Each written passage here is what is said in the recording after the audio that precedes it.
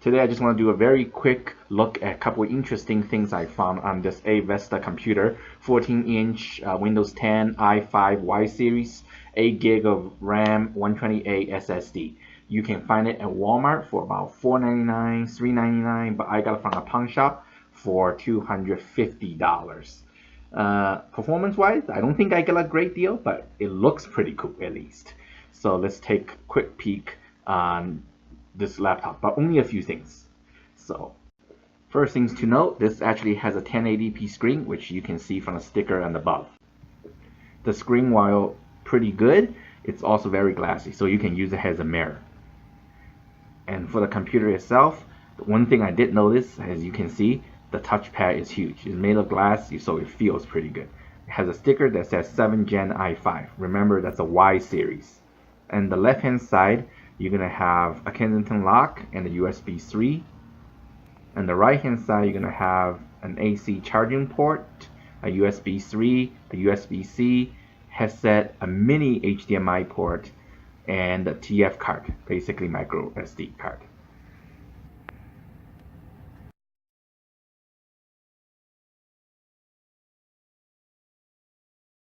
The third thing I want to note is while it does have a USB-C, no, you cannot charge it there. You have to use a 45-watt charger, which they come with it.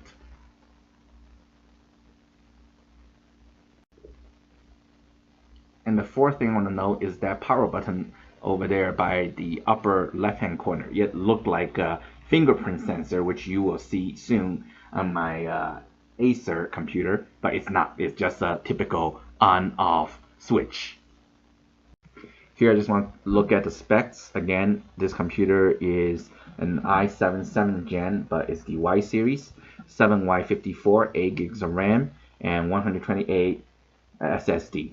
But however, the SSD is SATA interface. Just remember that if you want to upgrade.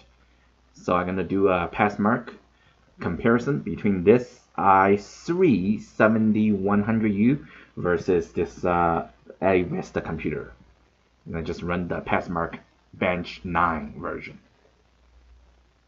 And here's the result on the AVITA 2248. And for the sub scores, you're looking at the CPU, which is around 4000, and the 3D GPU is around 791. So don't plan to play any games for 2017 onward. So again, this is the AVITA computer. And here you look at the i3 Asus computer with overall score 2312. The CPU score is 39, while the 3D actually get bumped up to around 950. So overall, the i3, the Asus, will run faster than the AVITA. The fifth thing I want to talk about is you can connect 2 external monitors directly to the computer. Mini HDMI goes to one, USB-C to HDMI adapter goes to second one, and you can use a DisplayPort. So that's number 1, that's number 2, and that's number 3. And I'm running a 2K monitor, an ultra wide, flip on side, and obviously the built-in panel on the laptop right there. The last thing I'm going to take a look at is a quick look at the internals. To do that, you just remove the 12 screws in the back, and the back case will pop up. Now, once you take a look at inside, you will see that the battery is pretty large, and you don't see the memory module because it's under the battery.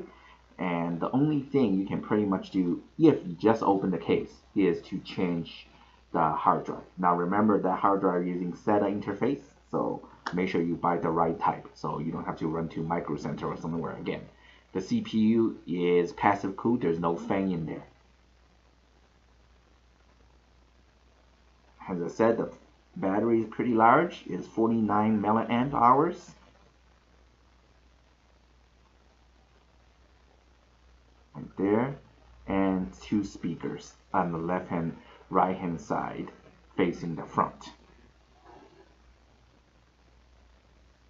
Alright, this has been a really quick look at this AVITA computer I found on the Pawnshop.